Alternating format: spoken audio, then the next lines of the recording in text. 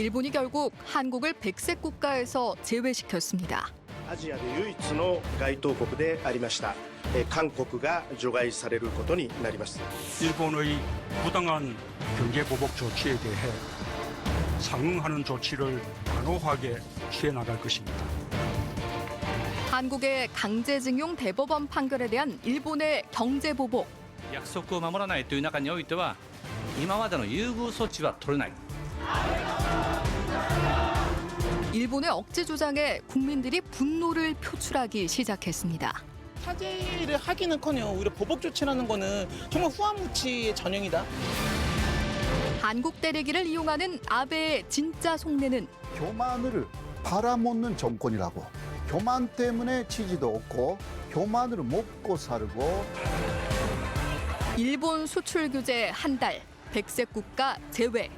최악의 갈등 국면 속에서 서서히 본 모습을 드러내는 아베 정권의 실체를 지금 파헤쳐 봅니다.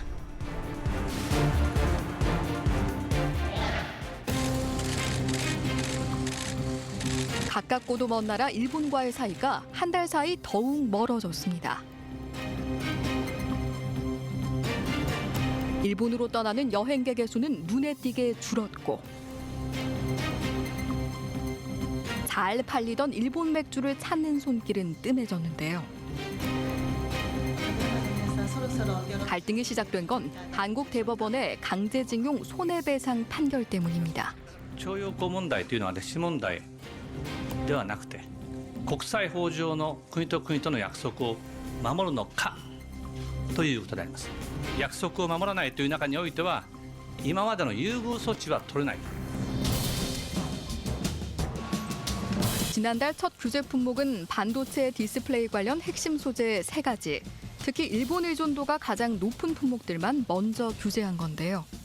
공급이 안 되면 반도체 그 전체 공장이 돌아가지 않을 정도의 그 중요한 소재입니다. 이러한 것들을 그 일본 측에서 굉장히 면밀하게 검토를 해서 3가지를 선정했다고 하는데요. 게다가 지난 금요일 일본이 한국을 백색 국가에서 제외하면서 수출 규제 품목이 1,100여 개로 확대될 전망인데요.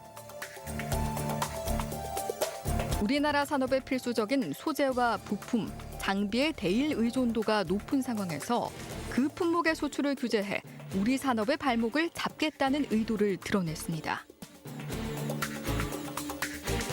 화이트리스트에서 한국을 제외하는 방식은 이 자체는 계속적으로 확대가 되기 때문에 한국과 일본 사이의 무역관계의 지평을 바꾸는 정도의 굉장히 커다란 조치가 될 수밖에 없습니다. 일본 보복 조치의 원인인 과거사 얘기로 들어가 볼까요? 대법원은 작년 10월 강제징용 피해자들에게 일본 기업이 손해를 배상해야 한다고 판결했습니다. 이 사건에서 문제되는 원고들의 손해배상 청구권은 일본 정부의 한반도에 대한 불법적인 식민 지배 및 침략 전쟁의 수행과 직결된 일본 기업의 반인도적인 불법 행위를 전제로 하는 위자료 청구권, 이른바 강제동원 위자료 청구권입니다. 이러한 강제동원 위자료 청구권은 청구권 협정의 적용 대상에 포함된다고 볼 수 없습니다. 강제동원 위자료 청구권은 청구권 협정의 적용 대상에 포함된다고 볼 수 없습니다.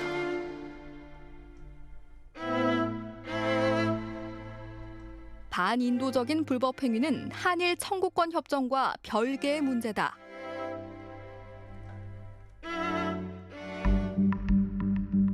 (1961년) 5.16 군사 쿠데타로 정권을 잡은 박정희 국가재건 최고회의 의장이 일본을 방문해 국교 정상화에 합의하고 김종필 중앙정보부장이 협상에 나섭니다. 이때 한국은 일본으로부터 8억 달러를 지원받으며 협상을 타결했는데요. 그러나 당시 일본이 식민지 문제에 대해 어떤 사과도 하지 않았고 이에 분노한 대학생들이 시위를 하자 당시 박정희 정권은 비상계엄령을 발동해 진압하기도 했습니다. 결국 1965년 맺어진 한일 기본조약, 당시 경제 발전을 위해 어쩔 수 없이 내린 결단인지 돈 때문에 민족의 자존심을 송두리째 내던진 구려 외교인지의 논쟁은 지금까지도 계속되고 있습니다. 당시 체결된 한일 청구권 협정에는 양국 국민 간의 청구권에 관한 문제가 완전히 최종적으로 해결된다고 명시돼 있는데요. 1965年の日韓請求権協定によって完全かつ最終的に解決しています。 완전히 최종적으로 해결된다. 요거죠. 완전히 최종적으로 해결된다. 근데 그 해결된다는 그 솔브란 뜻이 그거는 양 국가 간 사이에 국가가 자국민에 대해서 갖고 있는 외교적 보호권, diplomatic protection, right to diplomatic protection, 그거를 이제는 더 이상 정부 차원에서 하지 않는다. 그러나 개개인이 또 불만족이다 할 때 가해자한테 할 수 있는 손해배상 청구권은 이건 정부가 갖고 있는 외교적 보호권과는 별개의 차원이고 언제든지 할 수 있다 하는 것이 국제법의 원칙이다. 특히 아베 내각에서 번갈아 가면서 한국에 대해서 말한 내용이 한국 사람들은 신뢰할 수 없다 이것입니다. 그러니까 65년대 다 끝났는데 그 다음 위안부 합의를 해라. 그거 해줬는데 또 그 간제 지원자 방해의 문제를 또 일으켰다. 이런 식으로 계속 골대를 옮긴다. 그러나 선량한 포스, 그러니까 포스의 주류 사람들은 그런 이야기를 안 했어요. 왜냐하면 65년도에 한일 기본조약에서도 그게 모든 게 끝났다고 사실 생각을 안 했기 때문에 그런 거죠. 일본이 수출 규제를 시작한 바로 다음 날 전국의 동네 마트들이 행동에 나섰습니다. 서울 은평구에 있는 한 곳을 찾아가 봤는데요. 총 8개 납품된 거. 그냥 뭐 사장님 죄송합니다. 뭐 근데 뭐 어쩌서 판매가 지금 하지 말라고 하니까. 그렇지 뭐. 네. 일본 원산지가 일본인 제품이 꽤 많았습니다. 판매를 중단하니 일일이 속가내어 반품하는 것도 골칫거리인데요. 원산지 일본 제조회사 이렇게 있었네. 지금 이 가게 반품하시고 또 몇 군데 가세요? 오늘은? 몇 군데는 저 마트 가도 한 10군데는 더 가야 되죠. 아 그래요? 그럼 이거 이제 한 집에 10개씩만 해도 이거 얼마야? 그리고 창고에도 지금 받아놓은 게 한 반 트럭 정도 있다고. 그거 이제 다 버리면 그 몇백만 원이고 날아가는 거지 뭐. 제작진이 찾은 이날은 수출 규제 시행 후 일주일도 채 안 된 시점. 매대에서 일본 제품이 자취를 감추었습니다. 이미 많은 마트가 일본 제품을 팔지 않는 불매 운동에 참가하고 있었는데요. 예전에 뭐 독립자금 서로 십시일반으로 이제 뭐 걷어서 한 것처럼 우리가 작은 힘이나마 일단은 불매 운동을 하고 그다음에 이제 가장 큰 효과를 보는 거는 이제 일반 소비자분들한테 왜 우리가 이렇게 하는지를 이제 취지를 정확하게 이제 설명을 할 수 있는 거예요. 실제로 동네 주민들의 반응은 어떨까요? 이렇게 동네 슈퍼에서 일본 제품 아예 안 팔기로 한 거에 대해서 어떻게 생각하세요? 아이, 전 찬성해. 일본 그렇게 나오는데 국민도 힘은 없지만 한번 덤벼봐야죠. 얼마 안 가 대형마트나 재래시장도 불매 운동에 동참했습니다. 일반 시민들도 일본 여행을 취소하고 일본 제품을 사지 않는 것으로 경제 보복에 대한 분노를 표출하기 시작했는데요. 그 결과 한 대형마트의 일본 맥주 매출은 눈에 띄게 떨어졌습니다.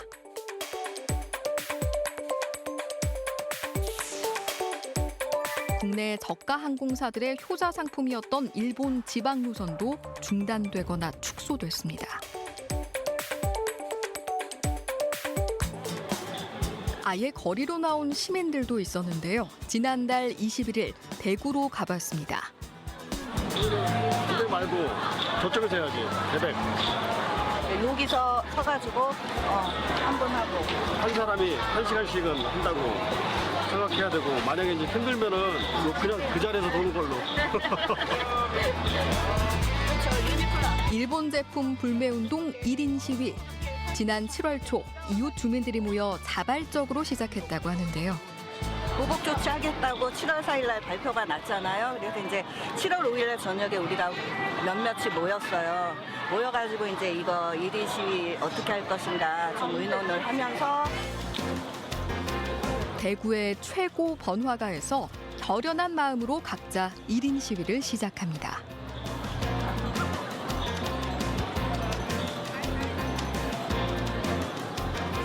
지나가는 시민들도 관심을 보였는데요. 한여름 대구의 더위보다 시민들의 호응이 더 뜨거웠습니다.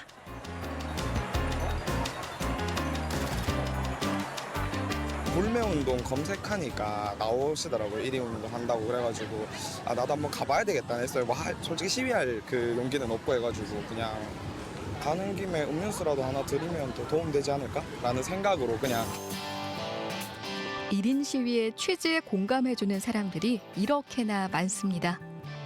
시민들이 이렇게 많이 갖다 주시나 보죠? 네.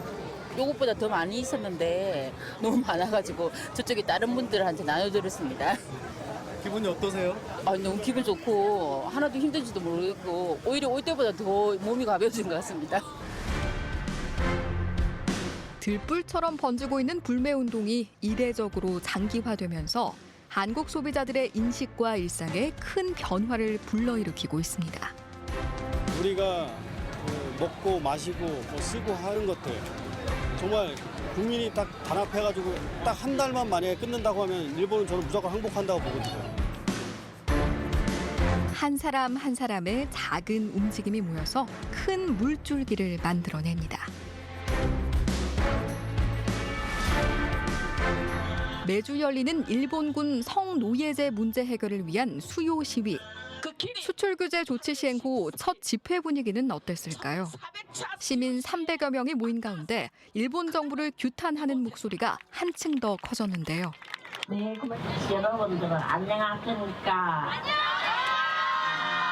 만나서 반갑습니다. 우리가 사죄를 받아야 됩니까? 받지 말아야 됩니까? 어제 밤에 아베가 말하는 거 들어보니까 우리 한국을 없애기고 이날 집회에는 일본인 참가자도 있었는데요. 安倍はもうすぐあと10日後に行われる参議院選挙を前に韓国に対して徴用工問題あるいは日本軍慰安婦問題をなかったことにするために経済制裁を行いました。私たちは皆さんと共にそのことを安倍を絶対に許すことができません。ファイティー！ 고맙습니다. 아시다시피 아베 정권에서 가장 최대의 정치 목표는 헌법을 개정하는 것입니다. 이 개헌을 이루기 위해서는 일단 안보 불안이 있어야 되는데 전통적으로는 중국이 강했었지만 2000년대 들어와서는 북한의 핵실험이나 미사일 위기 이런 것들이 아베 정권의 대두 그리고 장기화 그리고 개헌의 무드를 조성하는 데 큰 역할을 했었습니다. 그렇게 보자면 최근의 상황은 단기적으로 보자면 일단 아베 정권으로서는 한국과의 충돌이라든지 즉 역사 문제를 인한 충돌 같은 것들을 국내 정치의 면에서 활용하려는 모습 이런 것들은 아무래도 일정 정도는 존재한다고 보는 게 분명히 맞을 것 같아요. 지금의 아베 신조 총리를 있게 한 건 그의 외조부 기시노부스케의 정치적 후광 때문이었습니다. 2차 대전 A급 전범이자 전후 총리를 지낸 그는 평화헌법을 개정해 일본을 전쟁 가능한 나라로 만들고 싶어 했는데요. 그의 염원은 외손자인 아베의 정치 철학에 반영됐습니다. 키시노부스케는 괴뢰 만주국을 만든 당시 일본 관료 세 사람 중 한 사람이고요. A급 전범 혐의자가 되었습니다. 그래도 석방되었죠. 그렇게 해서 57년부터 60년까지 일본 수산도 지냈습니다. 그런데 아베 신조가 그 할아버지하고 같이 살았어요. 그렇게 해서 할아버지가 가장 기호하는 그 손자층 그 아베 신조가 있었던 거죠. 그리고 60년대에 국계를 30만 명의 사람들이 들러사가지고 격렬한 투쟁을 했는데요. 안보 투쟁이라고 역사에 남아 있는데 일본 최대의 시민운동이었던 안보투쟁. 시민들은 미일 상호 방위 조약 개정을 반대하는 대규모 평화 시위를 벌여 기시 내각을 무너뜨립니다.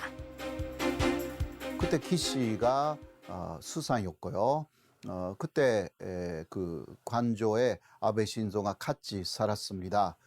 굉장히 많은 사람들에게 둘러싸이면서 그 할아버지가 고생한 모습을 어릴 때 쭉 봐가지고 그 할아버지의 마음이라든가 신념이라든가 그것을 그대로 이어받은 사람이 아베 신조.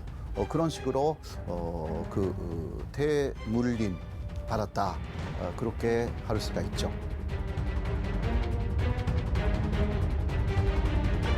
그리고 아베 가문의 뿌리를 더 거슬러 올라가 보면 한국과도 가까운 이 지역을 거론하지 않을 수 없는데요. 고향의 야마구치현이라고 해서 이거 똑같습니다. 외가도 거기 자신의 직계도요. 야마구치라는 곳은 더 말씀드리면 조슈본이라고 했어요. 옛날에 그 사람들은 메이지 유신을 일으킨 사람들이고요. 조슈본의 라인에서 일본의 정치가들의 대부분이 나왔고 모두가 조선 침략을 목표로 삼았고 그것을 달성했고 이프 한국의 그 조선 총독도 그 사람들에서 많이 나왔습니다.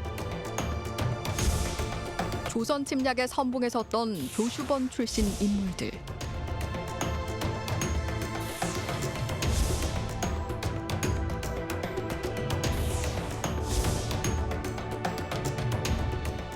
그 중에서도 역시 키시노부스케가 결국은 그러한 침략 사상을 갖고 있었던 조슈의 후예가 되는 것이고 그것을 실질적으로 일제강점기에 하고 있었던 사람에 의해서 키워줬다라는 부분, 이러한 부분이 현재 아베 신조의 전체성을 만들었다라고 할 수가 있고 그런 면에서는 역시 한국하고 상당히 악연이 있다라고 할 수밖에 없는 부분들이 있죠. 조슈본 출신 인물 중 우리가 주목해야 할 사람이 하나 있습니다. 근대 일본을 침략 전쟁의 나라로 만든 장본인 요시다 쇼인.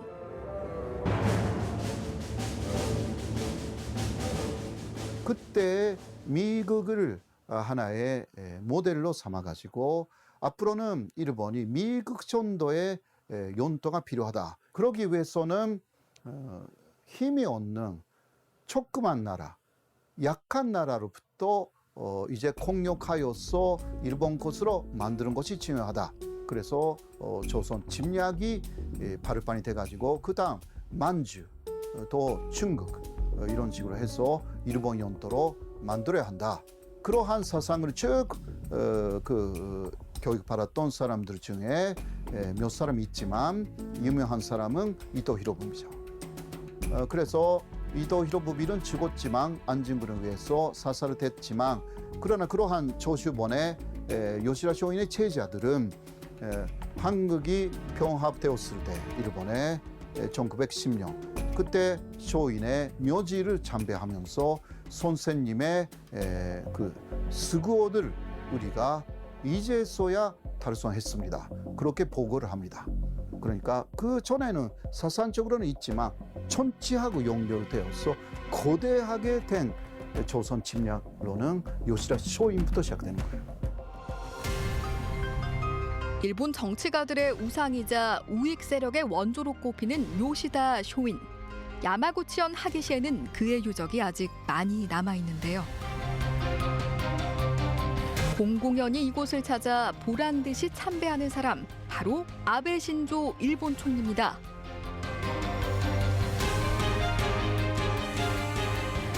왜냐하면 자신의 선생님이니까 그런 이야기죠. 그러니까 지금 다 한국이 나쁘다는 거예요. 이 개심한 조선을 한국을 때려야 한다. 이거는 그때 요시다 쇼인과 똑같아요. 아베 총리가 어제 개각을 단행했습니다. 하지만 내각 19명 가운데 무려 15명이 우익 성향 단체에 속한 것으로 알려져 한일 관계의 미래 역시 불투명해질 전망입니다. 요시다 쇼인부터 시작된 일본 우익의 명맥은 끈질기게 살아남아 점점 그 세를 키우고 있는데요. 일본 최대 규모의 우익 결사체 일본 회의. 원래 종교 단체가 하나 있었고요. 그러니까 일본 신흥 종교 신도계 단체가 그 하나의 모임을 갖고 있었고, 또 하나의 모임은 그 일본의 보수적인 정치인이나 그 문화인들이 또 하나의 모임이 있었는데, 그것을 1997년에 그 하나로 만들어서 일본 회의가 만들어집니다. 그 사람들의 주장은 아주 단순해요. 옛날에도 지금도 일본은 올바른 행동만 해왔다. 또 위안부 문제는 없었고, 있었다 하더라도 다 매춘부였고, 난징 대학살은 그런 거 한 적이 없고, 이런 그 주장을 하기 시작한 거죠. 그러니까 일본의 과거를 모두 존당화하는, 사실 45년까지의 일본 정권하고 같은 주장을 하는 사람들이 이제 자민당 안에 원래 비주류였는데 현재는 주류가 돼버린 그러한 상황이고, 그 일본 회의에서 매일 그 지라시가 나와요. 지라시. 예. 그 지라시가 아베 신조의 정보원이거든요. 예. 그것을 믿고 국회에서도 답변을 해요. 그러니까 원래 동계하고 다른 수치가 그 수치를 말할 대로 만 거예요. 그때는 일본 회의의 자료를 보면 그 같은 수치가 나와 있어가지고 일본 국회 안에서 굉장히 많이 비판이 있었어요.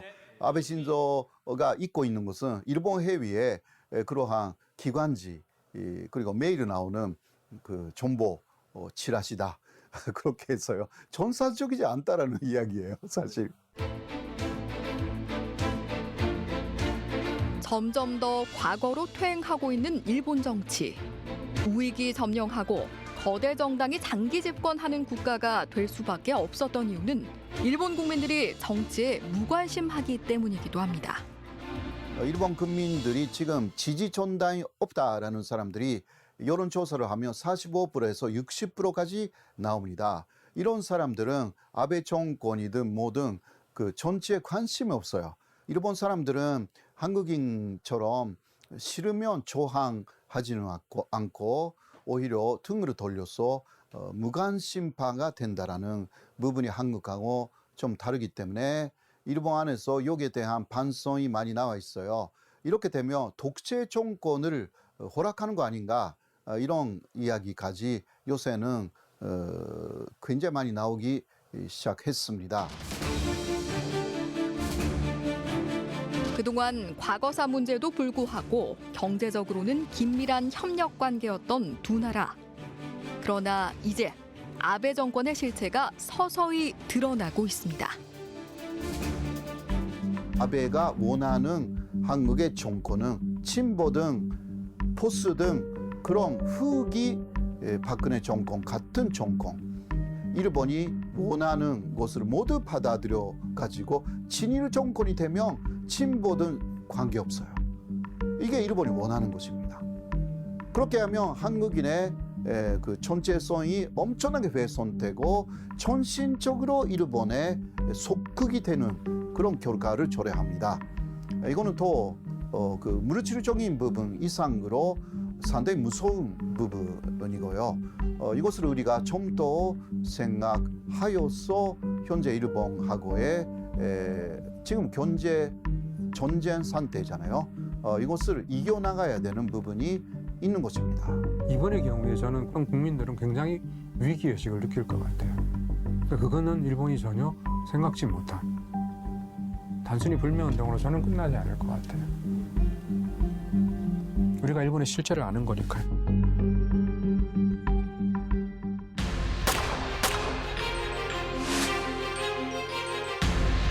이 인간은 내가 처단을 하겠다.